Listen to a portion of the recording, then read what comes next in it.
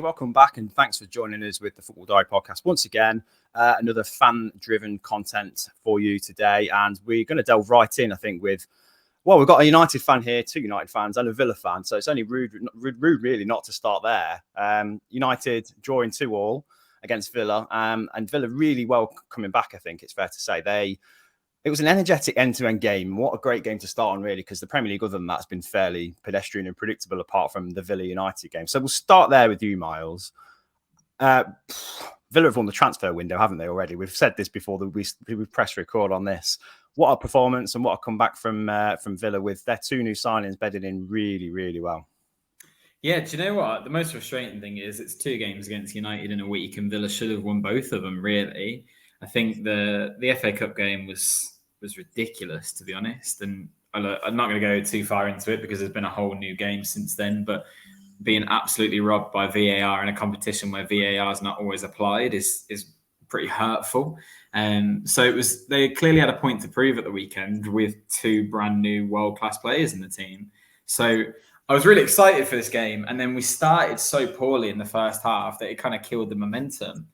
To see Emi Martinez, who's so reliable and so solid, make a silly mistake, you can kind of allow for it because he saved Villa so many points over the season and a half that he's been with us that, look, everyone's got that in their game, unfortunately, and how you recover from that's important, and I think he recovered well.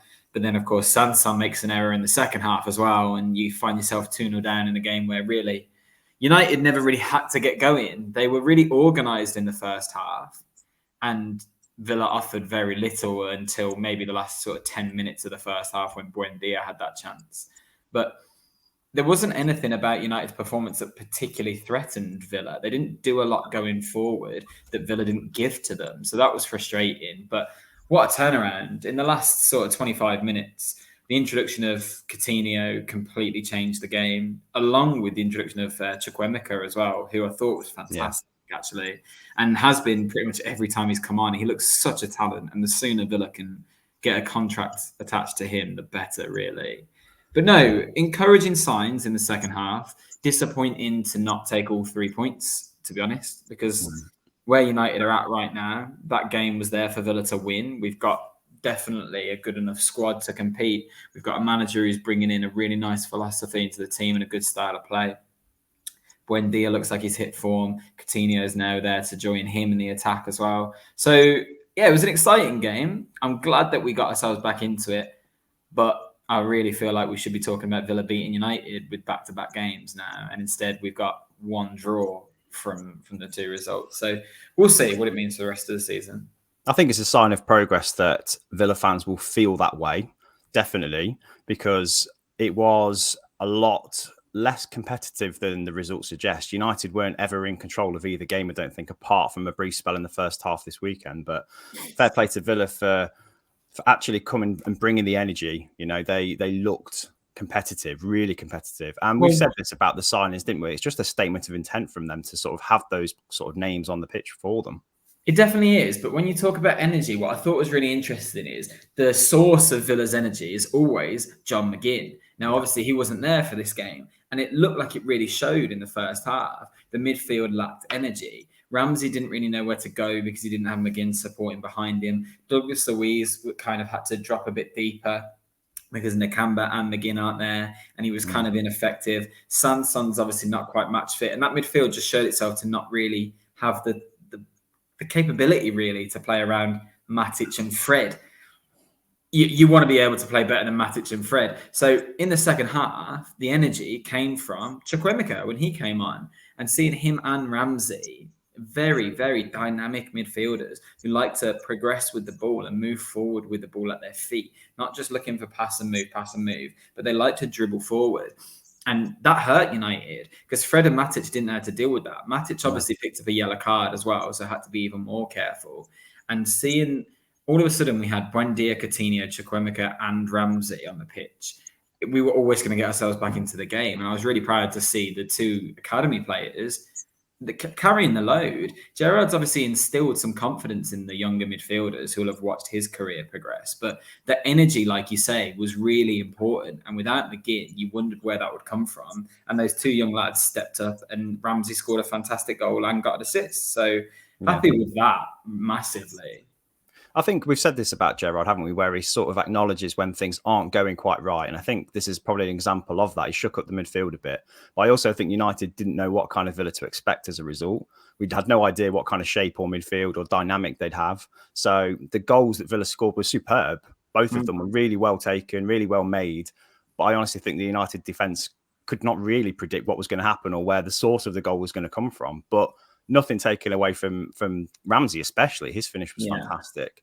And seeing Coutinho score in the Premier League again it's been a while. It's been, 4 years? And it does look visibly older, I think. You can kind of tell. It's still got that boyish face, but it does look like he's matured, shall we say, like a bit more of an older statesman of a player now. But again, it's that experience that he's going to bring to Villa is going to be invaluable. So we obviously talked about the links of Coutinho to Villa before it was official. Seeing him actually arrive at Villa Park and come on, it's outstanding. It's such good business. To have the option to buy in at the end as well shows that this isn't just him going, right, let me show Barcelona what I'm capable of so I can get back into their team. He wants to be there. And I will say, I didn't know a lot about him on a personal level until obviously the last couple of weeks when he's joined Villa. But watching him interviewed after the game in particular and seeing his comments around the signing have really impressed me by the humility that he has. And I'm not surprised he's taken a step to a club like Villa right now because he does want to build his career back up. He wants to work with players. And if you saw the way he talked about Jacob Ramsey after the game, rather than focusing on himself, I thought it was really touching. And Gerrard's obviously going to get a lot out of him because he knows the character as well as the footballer. The immediate impact, someone who really, probably you can imagine their confidence has been really hit, hasn't played a lot of first team football. The immediate impact he was able to have really excites me. You look at the impact of players like Bruno Fernandes when he joined Man United in January, Jesse Lingard when he joined West Ham in January last season. He could be that for Villa this season and drive us right up the league. I mean, we didn't win this game, so I don't want to get carried away from it, but I saw enough in it to think that when he's starting games, that's a very threatening attack all of a sudden. So it's a wonderful signing, and seeing him come forward is something else. And to get a goal on your debut in front of the whole tent as well, that's only going to lift his confidence. And you need that early on in your time, don't you? If you're making a big move like this, where this is viewed as you having to take that step back and try and rebuild your career, your confidence is hit. Well, what a way to build it back up. It was fantastic. Yeah, final word on Villa before we move on to United and Dave. Luca Digne, then, what's the deal at 25 million? We'll talk in more detail about the transfers and what they mean for each club, but what did he offer different down the flank for Villa this time around? Well, I'm absolutely over the moon with this signing, to be honest. And I think it shows what a calamity Everton have found themselves in this season that they let him go. Because despite the fact that he's not necessarily the most consistent when it comes to defending, he still produces some absolutely amazing moments from a very interesting position. He's a left back that he had the most shots on goal of any player for Villa in the game and actually looked quite threatening. And you saw what he offered going forward. As reliable as Target has been going backwards sometimes, without Grealish on that left-hand side, he's really lapped this season when it comes to going forward. And all of a sudden, we had a new threat down the left-hand side. Now, I've seen a lot of Everton fans who will be very disappointed to see Luca Digne go because let's be honest, he's been their best player for the last couple of seasons. And a few others that will say, well, it was time for him to move on. He was poor defensively.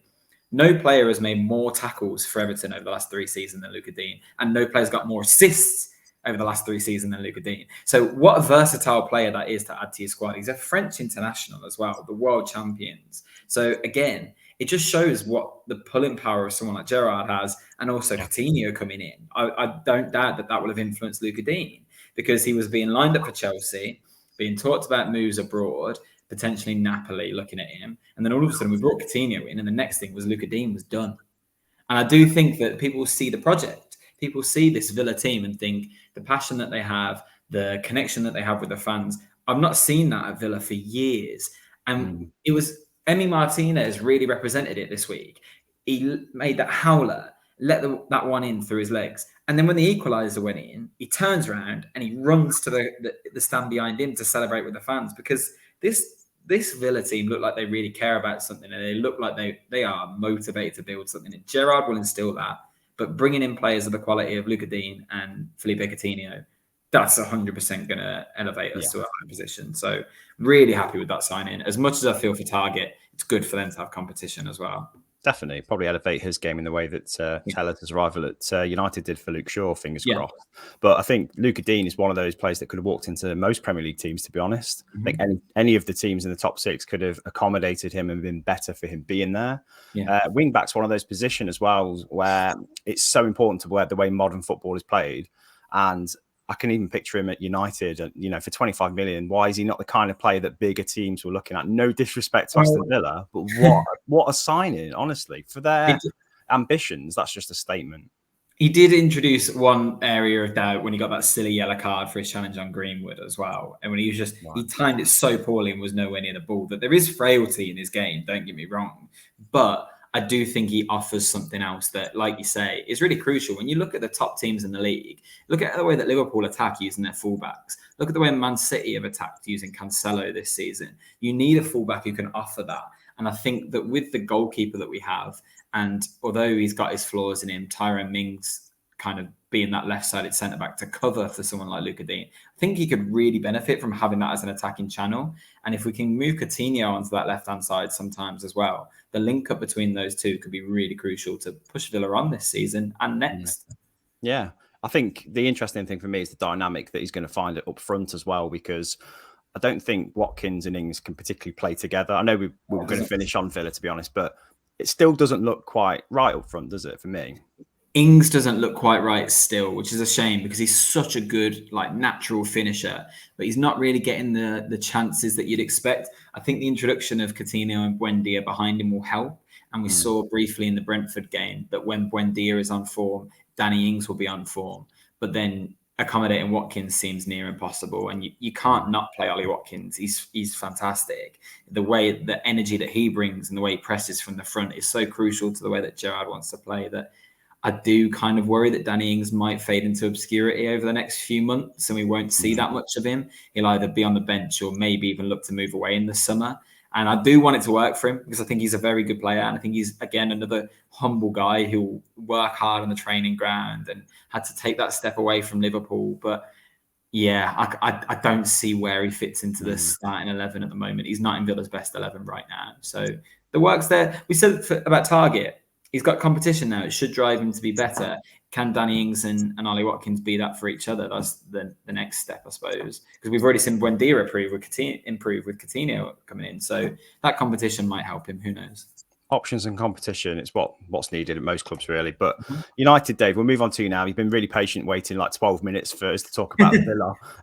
It's the sign of the times, really, isn't it? We're talking about Villa more than United. But where do we start with United? Great start, really sort of energetic first half. 2 really good goals from Bruno Fernandes. But again, another game where we can't keep a clean sheet. So what happened? A lot of it was reflected by the performance in the midfield, really. Again, it was. I don't agree in this game. I don't feel like it was more of the FA Cup game performance was absolutely awful. We thoroughly deserved to lose that game, really. Villa were just a kind of a victim. They kind of did the damage to themselves, really. They had so many chances to win that game and they just couldn't score. But I feel as though this was a different game. As we've mentioned, the first half hour or so, United had a good foothold in it. I don't feel as though, Villa probably did themselves any good, really. And sort of, they seemed quite a little bit off the pedal, really, in terms of how they were just lacking in intensity. Yeah. And United found it a little bit easier, I feel, to control. It was a bit strange because we've not really been known for kind of controlling, beginning games or starting quickly. And and we had quite a good. I think we had a corner literally within the first 60 seconds of the game, and what you mentioned there in terms of what went wrong after the first half an hour, Villa began to get a bit of a foothold in the game. I think we started to get a bit sloppy with our passing and lost possession on a couple of occasions, and I think it was the only chance they had really in the first half was that Buendia header. Obviously, De Gea made a good save from, and then we sort of closed out the first half.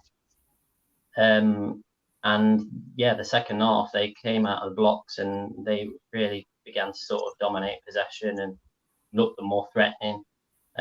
We did have probably, some of the better chances in the games. Greenwood had a couple of opportunities. Martinez made a good save from Elanga. Elanga obviously had a shot that just went by the post. So we had opportunities to, take the game away from them, and we just obviously we scored that second goal, and it almost felt as though that should have been it. But as we've seen with Matic this season, especially in any combination really, and any sort of duo that we've put in midfield, he can control the game for spells, but he's just not got the energy levels or the legs to really kind of dominate games like he used to. When he first came to United, he had a really good couple of seasons, and but with age, he's just started to lose the legs to be able to do that. And I felt as though the issue, especially as the game went on, it seemed as though we wanted to win the ball high up the pitch, and you saw Fred, often one of the more advanced midfielders, trying to get and it's obviously what he did for our second goal and managed to kind of gain possession, but it did expose Matic, and Villa were able to find those holes, in our sort of through the channels, and especially when they brought Chukwuemeka, that's how you pronounce it, isn't it? on, and obviously Coutinho came on, and it only really looked like one-way traffic after that. But the thing that disappointed me really is, you could see it. You could see it as a fan, and I can imagine a lot of people were watching the game and thinking Villa, finding, opportunities here. They're creating more and they're gaining a foothold. We just didn't have any control, and there was a couple of, things I think probably could have been done to stop that happening. And I feel as though Matic probably needed someone else in there alongside him. Probably Van der Beek needed sooner. Well, that's the next question I was going to ask you, really, because I think Ralf Rangnick's almost kind of resigned himself to the fact that 4-2-2-2 isn't the right system with the players he's got. So he seemed to abandon that in some ways, didn't he, in this game? He's playing more like a 4-3-3 almost, with Anthony Elanga making an appearance as well. No Cristiano, read into that whatever you will, in terms of how United played without him. But what does he do from now until the end of the season? Do United make a signing at all in January? And if so, who? Is it likely for him to have any influence on the squad that he's got now? Or is he literally left with this team to limp on and challenge for some kind of European consolation prize at the end of it? Well, we should have made a midfield signing arguably the last couple of years, really. And we've continued to kind of operate in the manner that we have, and decided that we don't need a number 6 or a defensive midfielder, which clearly we've needed for the last 18 months to 2 years.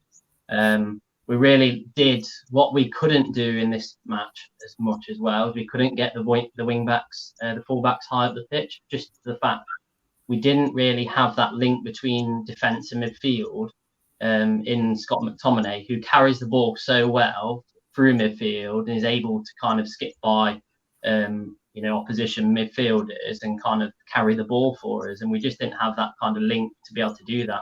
Fred just had probably one of his worst games of the season. He had a role to play in both of their goals. Obviously, he's got an assist for their first goal. Oh, it's a bit kind to offer Fred the assist for that one, though. I think Morgan Sanson got the assist, didn't he? I think Fred got the final touch on Jacob Ramsey's goal, so we got more of an assist. That's the one I meant. I'm not on about United's second goal. I'm on about Villa's first. What assist for Fred? He had 2 assists in the game, one for each team.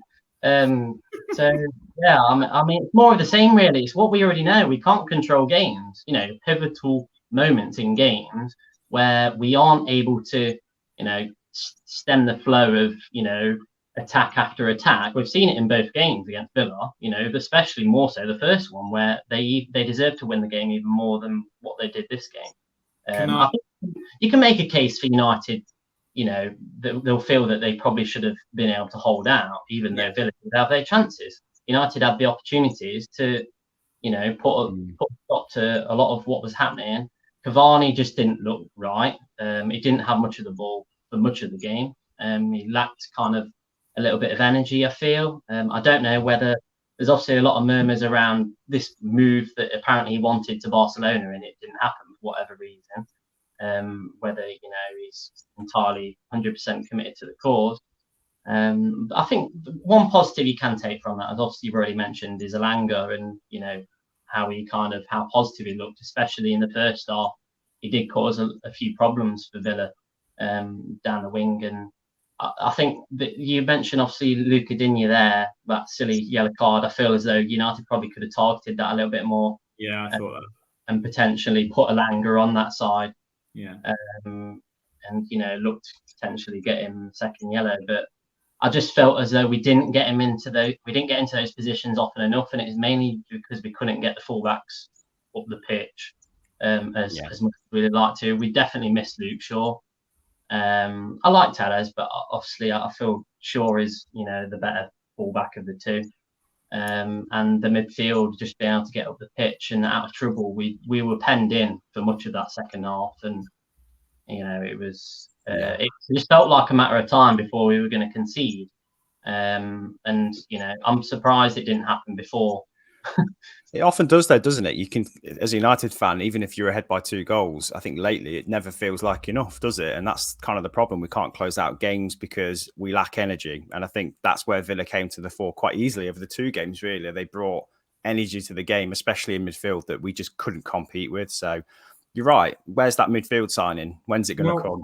On that, can I ask you take over for a second and ask you a question then, Mike, as a United fan? Because there are 4 situations at Man United right now that absolutely baffle me, that you two, I do wonder how you feel. There's obviously the situation with Anthony Martial, which you've already mentioned, where Rangnick said he wasn't going to play, and Martial came out on his Instagram and said, I would never do that. I'm always going to play at Man United. There's the Dean Henderson situation where De Gea is your best player again, so you can't drop him. But Henderson clearly wants to leave, and Rangnick said no to that as well. So there's a lot of talk of discontent already. There's a lot of talk of people don't want Rangnick yet there. And then Ronaldo came out the other day in an interview and said, we're aiming to finish 3rd. Anything but the top 3 is a failure. But you're clearly a million miles from 3rd. So what's the atmosphere at Man United when Rangnick's only been there 5 minutes? And how do you deal with that? There's definitely factions and cliques in the squad, isn't there? There has to be. I think there's definitely a sort of a clique with the Portuguese-speaking players.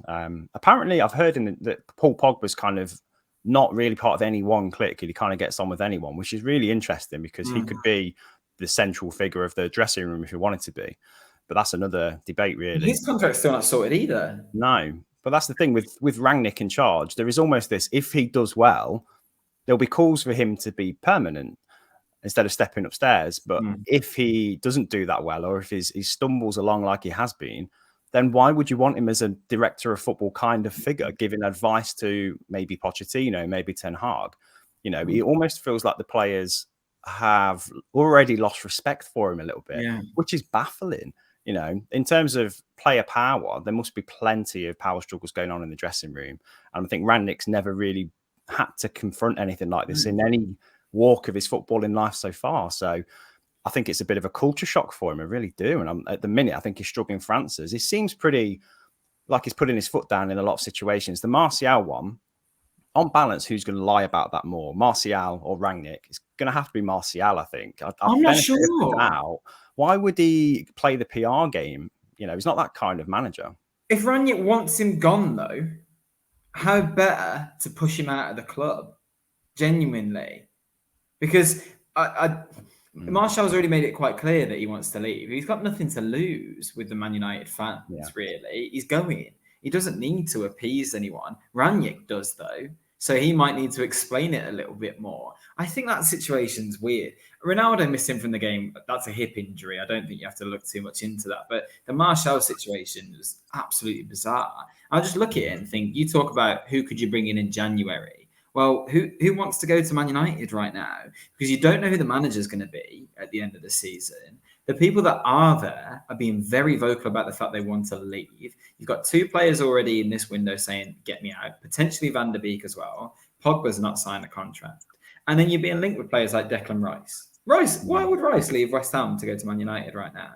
And Dennis Zakaria at Gladbach, that's the other one I keep reading for midfield. But that would be a Rangnick signing, and he might not be there. So it's a funny position with United right now. I kind of assumed that they were going to be in the top 4 at the end of the season because they signed Varane and Sancho and Ronaldo in the summer. And actually, they probably look on performance. Are they in the top 10 for the Premier League right now? Everything looks very flat and mediocre and just very average and pedestrian, doesn't it? I mean, that's what this collection of players should be doing the opposite. It's such an energetic young team at its core. We should be really driving forward and creating chances, but we look exact opposite. We look really sterile. We look really impotent going forward. So I think it is midfield that's the problem. There's no balance with the signings we've made. We bought Sancho. We've said this before. Then we bought Ronaldo, which was an opportunistic signing. And Sancho was meant to be more central, I think, to our progress, as was Martial, than has turned out. So Ronaldo's arrival has just made those players who saw a path open up in front of them feel a little bit like, well, what about me? Where do I fit in? Have I got to wait a season, 2 seasons until Ronaldo disappears? I do think Ronaldo is part of the reason why we're not doing worse this season. Yeah. I also think it's a lot of promises that were made to certain players that have been broken as a result of him coming there. Would I rather he didn't come? No, absolutely not. These players need to sort of grow up and fight their way into the team instead of kicking up a fuss. I mean, Dave, how do you feel about it? You've not said anything yet. I mean, the murmurs and discontent was there before Rangnick even came in. You know, the Solskjaer's tenure at the club. You know, there were murmurs coming out, you know, that they weren't happy with the coaching or the coaching wasn't up to scratch. You know, and obviously Carrick and McKenna, you know, exited obviously not long after Solskjaer left it.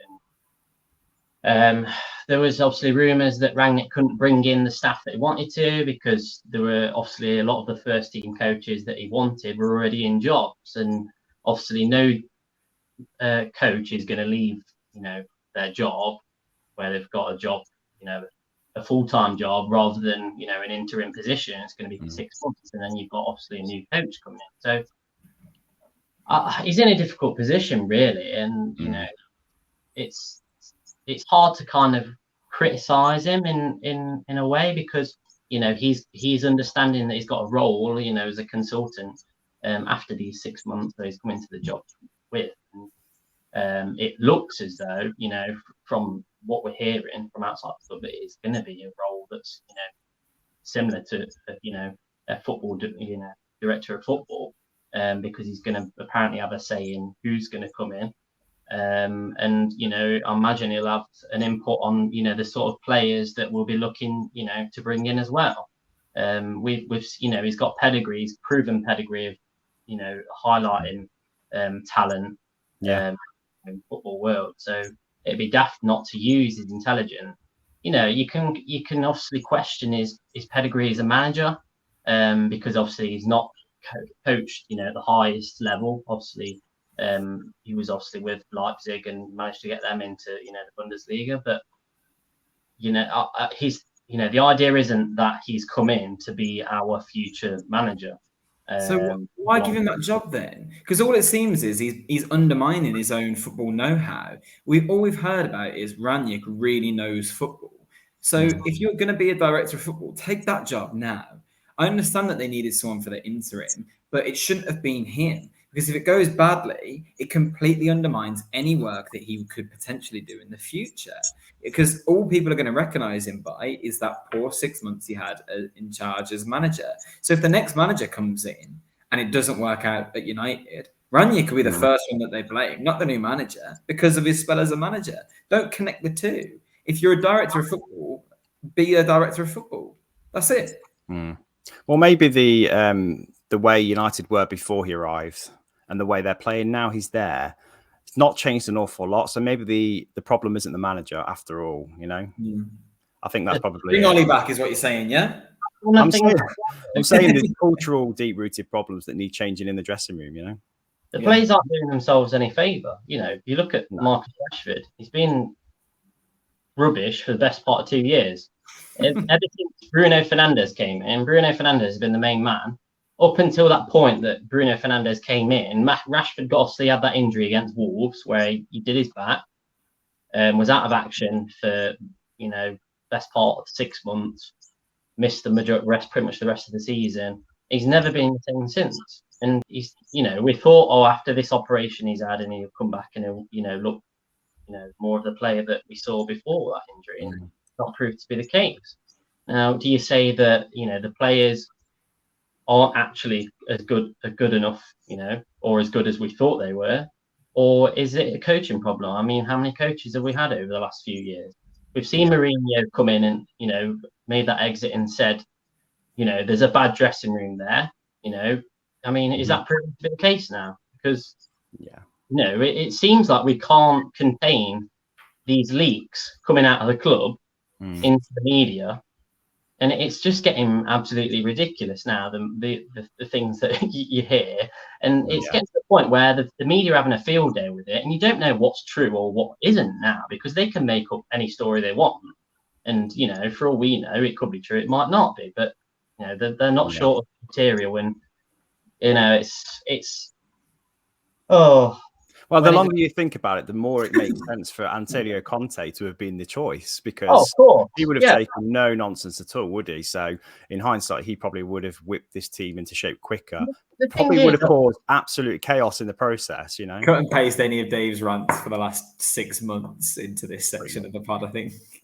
It was well known that Conte wanted a job, though. You know, he was sending out, you know, stories into the media saying he wanted the job. You know, he was willing to join mid-season, you know, and we've known that's true because he's gotten to Tottenham halfway through the season, and you know they looked, you know, much improved, and we've not really looked improved.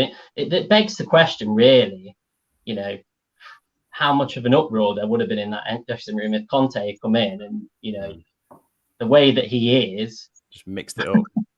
I do wonder, though, how much of it is just modern football, because I'm sure we're going to touch on in a second. Man United aren't the only shambolic club right now who don't seem to have a plan. It seems actually that that's more common than not at the moment. There are plenty of Premier League clubs that you look at right now and go, what's your direction here? You don't seem to really have a plan. Well, with United still thinking who could they put in permanent charge at the end of the season, one person that is available is Rafa Benitez. So, you know, Benitez has been sacked by Everton. Moving on to the next section, because I feel like I need to draw a line under United every time we start talking about them. No surprise to absolutely anyone at all, but they lost to Norwich at the weekend. And I think that dragging them even closer to a relegation scrap had to be the final nail in his coffin, didn't it? It was a relationship that was doomed from the start when you look at it. But Myles, could Rafa Benitez have ever made a go of being Everton manager? The whole thing's just a shambles, isn't it? Everton are falling into such a dark place as a club right now. When you consider that they are stalwarts of the Premier League and have been there for every single season. And I don't think it's too much of a stretch to think that they could be gone by the end of this one, or if not next season, if they don't get this next manager appointment right. They've just got no structure. So Benitez came in a bizarre appointment, if you look at it, because although he's obviously got a good track record as a manager, his association with Liverpool had the fans' backs up straight away. He's used to he's been manager of Real Madrid over the last few years. He wants money, and you've brought him in at a time where financial fair play has crippled your club and give him $2 million to spend, which he spent really well. Their best player this season has been Damari Gray, and he brought him in. So it's such a weird position to be in. He definitely made a lot of mistakes and didn't get things right. He also was hamstringed by the fact that he couldn't spend any money and had constant injuries. But also, this squad, what is this squad? You've now had, I think, 9 managers since David Moyes left. And 2 caretakers involved in that as well. So you've got players from Sam Allardyce, you've got players from Marco Silva, you've got players from Carlo Ancelotti. There is no direction in it. Over the last 5 years, Everton have spent over 20 million on 18 different players, yet their squad looks empty. It looks completely bereft of any talent at the moment. And then they're making decisions like sell Luca Digne for 25 million and bring in this new guy for 22 million. Who he didn't have a great time against Norwich, did he? He nearly gifted them a 3rd goal halfway through. So I don't know. With Everton, they look like they've just got no structure. They look like they've got no plan. They're spending money on the wrong players and then making it so they can't spend money on the right players. When they do eventually get a right player in, they let them go. Look at James Rodriguez. All right, he's not the most consistent performer, but he would have offered him a bit of class this season. Yeah. I feel for Rafa. He made poor decisions. He shouldn't have gone there in the first place. But as a club, as a whole, they haven't got a clue. Who's going to want that job now? Well, that was my next question, Dave. Who would you say is the favourite? Because in the frame, you've got Wayne Rooney, who's obviously got a difficult situation at Derby at the moment, but the only way is up for him, really, isn't it, from that particular job? You've got Graham Potter being linked with it. You've got a return for Roberto Martinez. Apparently this evening, Everton have made contact with the Belgium FA to see if Martinez is available. So they're clutching a little bit, really, aren't they? Who would you say is the favourite out of that bunch, if any? It seems like probably Martinez is, probably the first pick just because of, I suppose they've got a bit of familiarity with him, even though I kind of question his abilities and how far he could take that team anyway. And then obviously, you mentioned Rooney there. Yeah, if for his own good, he needs to stay at Derby because he's in a win-win situation, really. They go down, it's nothing, on him. And the way Derby performed this season has been amazing, really. And if he manages to keep them up, that's got to be the story, kind of, you probably even say maybe English football, really. Amazing, yeah. Well, what sign of the times that Wayne Rooney, who's in charge of a basket case club like Derby County at the moment, would still turn away the chance to manage Everton, his boyhood heroes, because of what's going on at that club. So, what would you say, Myles, in terms of the next person for the Everton job? Well, it just looks like the chairman's found his old address book, to be honest. He's looking at a manager. Dave says at least Roberto Martinez is familiar. Yeah, he's familiar because he sacked him not that long ago. Rooney, obviously, is a player that played for us a couple of seasons ago. Let's just bring him back in, even though he's never managed in the Premier League. Rooney's doing great at Derby, but it's a completely different job. You can't judge him off that job. Look what happened with Lampard. He did okay at Derby, and they gave him the Chelsea job because you can't not accept that job. He wasn't ready for it. I don't think Rooney's ready for this job, and I wouldn't touch it because what's success for Rooney at Everton? What would Rooney need to do at Everton for it to be a success right now? Because they look a million miles off any of that success. Yeah, there isn't an obvious candidate for them, to be honest, because I don't know what their level is anymore. I disagree. I think Frank Lampard, you mentioned him. I think he's probably the person who looks the most like sensible. Yeah, I wouldn't take that if I was Lampard. I don't think he's got many options. I would honestly rather take a championship job at a better run club right now than take the Everton job because again, the expectations will be high because they pumped money in over the last 5 years and they need results from it. So look, if Benitez can't make a success of it, Lampard's not experienced enough to make a success of it on no money. I wouldn't take that if I were Lampard. Graham Potter's never going there. That's a nuts idea. I can't see why Martinez would go back when he's been lined up with bigger jobs potentially over the last year and it's a World Cup year. So I can't imagine him wanting to. Yeah. That Belgium team looks like it's got one last World Cup in it where it could challenge. So I think he'll want to do that. Maybe Rooney will take it just because he can't say no. So what we're saying is such a shame. Big Sam, Steve Bruce. Yeah. One of those kinds of managers really to steer them clear. They said they apparently they put a statement out saying that a permanent manager will be announced soon. So they've clearly got something on the go. I don't know who that will be, but in all seriousness, Steve Bruce is probably about their level at this point to try and just get him to stay up, and then maybe they could kick on next season. But there's just no that they tried to be ambitious a couple of seasons ago, and they spent 45 million on Gylfi Sigurdsson. They spent 25 million on Yannick Bolasie, 30 million on Alex Iwobi. They ain't got a clue what they're doing. I don't trust them to get their appointment right. They've got a director of football in Marcel Brands, and what the hell he's doing, I have no idea. He should not be in a job. Look, I reckon they'll probably go for somebody a bit more exotic, like Paulo Fonseca. Apparently, he's been linked as well. Well, that's just his agent, though. I doubt he's actually been linked. His agent's linked him with every job in England he can over the last few months. I do think that that's where they've tried to be ambitious. Rafa Benitez is a big name. Carlo Ancelotti was a big appointment, so it would be a big statement if the board stepped down and said, no, do you know what? Let's bring in a firefighter now. Yeah. But also, that's the problem with this squad. It's assembled by 9 different managers who are completely different managers to each other. So now you go and find someone who's completely different again and get them to deal with this ragtag bunch that needs a complete refresh. Like, they're still paying the price for bringing in players like Sigurdsson, Walcott, Yannick Bolasie, like I mentioned, Moise Kean, like Davy Klaassen. They can't refresh the squad because they've made so many mistakes before. So they can't afford to make another mistake because the next one could find them in the Championship. And then you look at some of the clubs that have dropped down to the Championship and failed to come back. You can't risk that with a club like Everton when they've got a new stadium on the horizon as well. So it's a mess, to be honest. And I think it's best for all parties that Rafa's not there anymore. It's probably best for him too. I think that we've not really answered the question as to who next, have we? Because there's no obvious choice, and that's the thing. But what it has done... Tim Sherwood. Well, that's my worry about Frank Lampard, is that he'd go the Tim Sherwood route, where he's had a job that was like close to his heart and then disappears off the map completely. So I think this maybe is his chance at staying in a big club. If you can still call Everton a big club, that's questionable. They're a big club, definitely. And that'll be their appeal to any manager that's looking at it. There is potential to make them a big club, but they've fallen so far behind the other big clubs that I don't trust them to put a strategy in place. Look, we did it.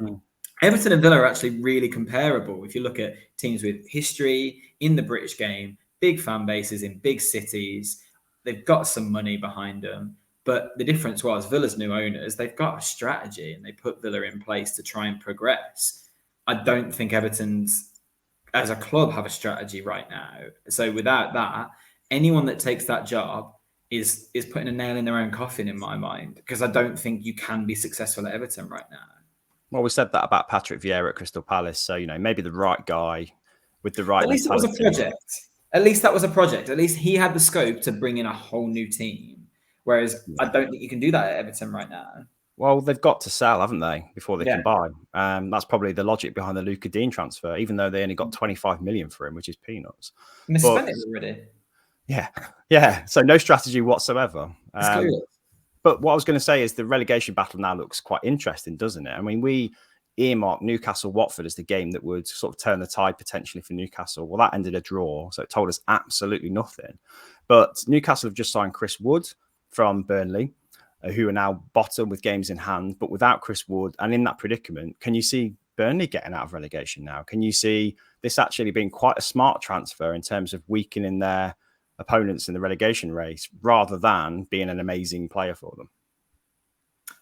Is Chris Wood good anymore? He's been a good striker for Burnley, but he scored 3 goals this season.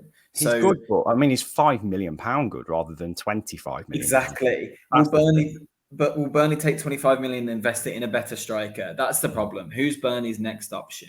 If they can find someone who is going to come in and score 10 goals and lift them out of the relegation, it's great business from them. But by the sound of things, Dyche isn't happy about it. He didn't want that transfer to happen. It's lowered and depleted their squad so much that they can't even play games right now, which is shocking.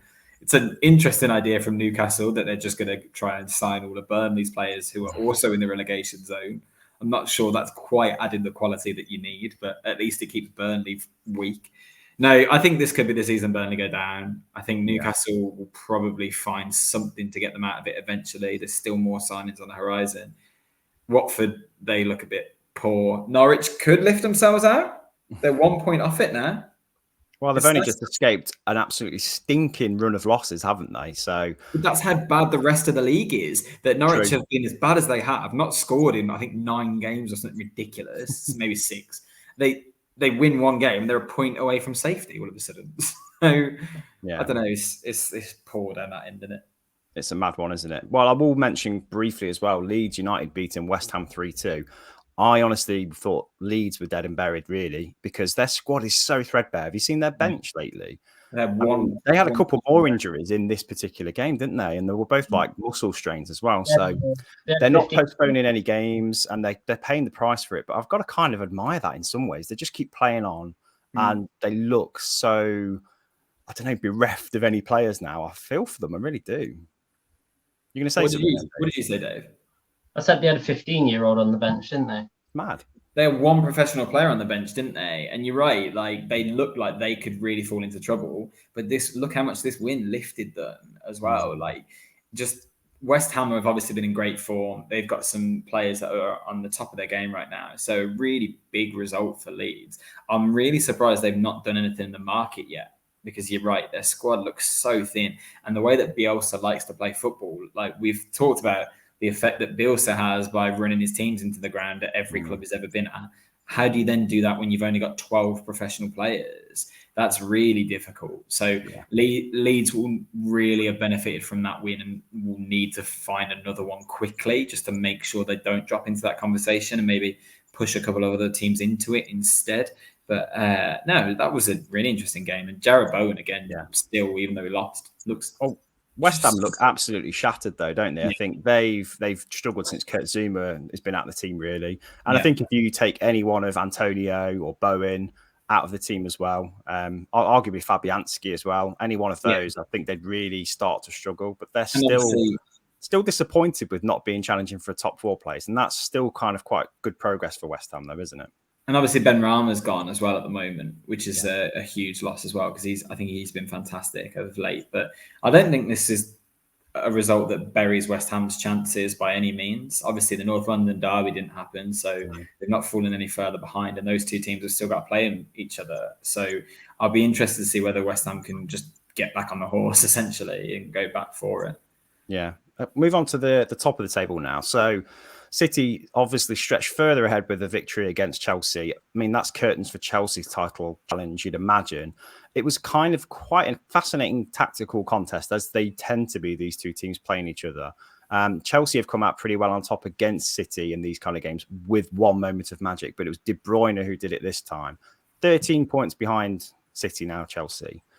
I mean, where next for them? And also Liverpool, are they still in the conversation, Dave, for you? I feel, you've got to feel that Man City are going to take hard, be difficult to stop now from the position that they are in. And they've been there and done it, numerous times over the last few years. Liverpool, they'll carry on doing what they're doing and doing their best to pick points up along the one and just obviously see what happens. But I don't feel as though I can't see Man City dropping that many points in such a short space of time, let alone, losing many games throughout the rest of the season, just with the strength and depth that they've got. And obviously they've lost Mahrez recently as well. And they've still got so much depth there that is able to, kind of make up for, some of the absences that they have.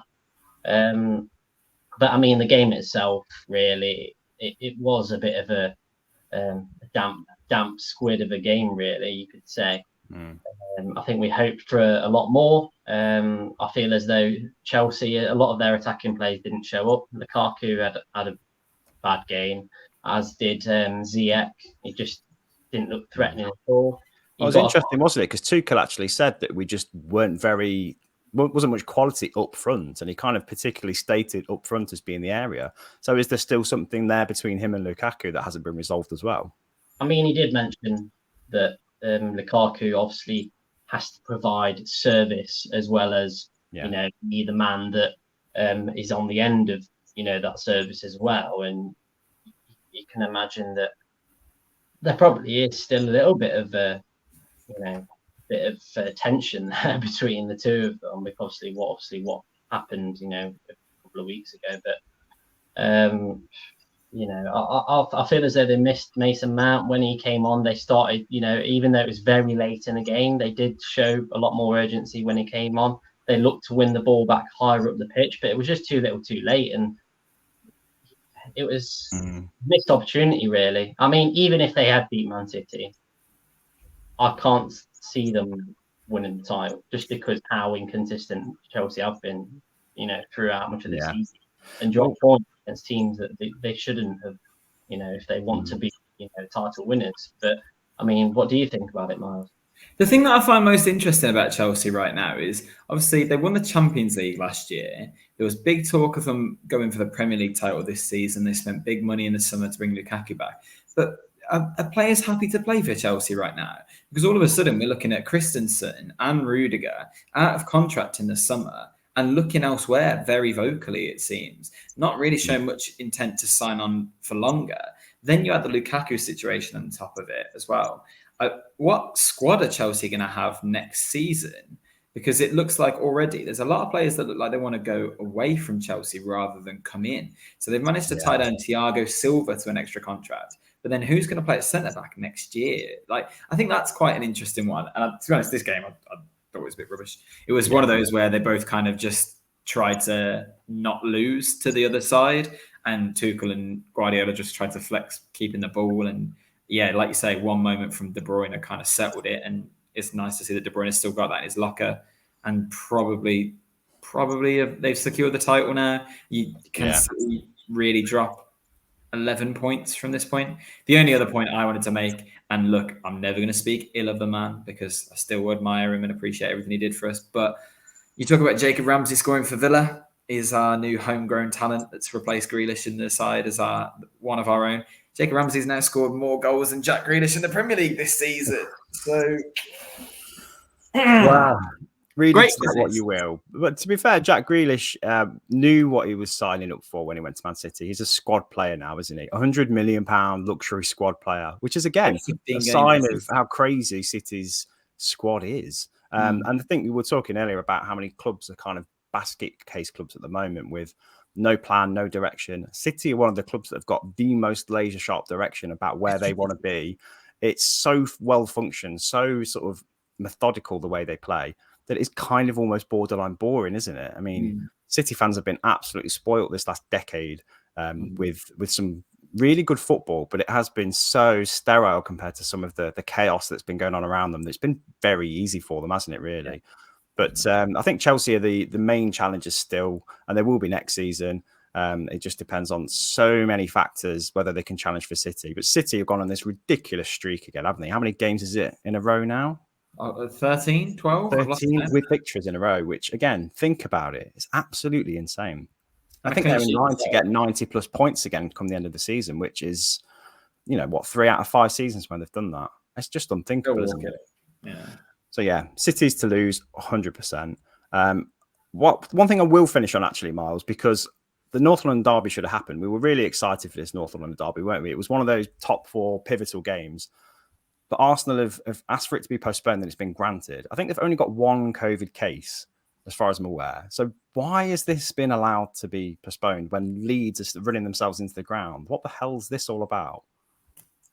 I ain't got a clue. It's bizarre.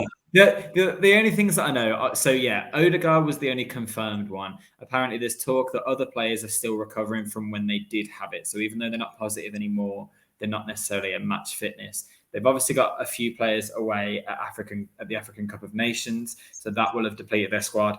Suspensions, which that's their own doing, obviously. Every club's got these problems. The AFCON was always going to happen. Liverpool will go, well, just suck it up and get on with it, Well, they asked for the first leg of the Carling Cup to be postponed. Carling Cup, Carabao Cup. I'm living in the past. Any other game, if it's not Tottenham, say they were playing Burnley, would it have gone ahead? Oh yeah, definitely would have. It definitely would have. It meant too much for them to risk it because they knew they had no midfield and Conte's doing well. So they've got away with one, really. It worries me that this is going to start to be weaponized, though.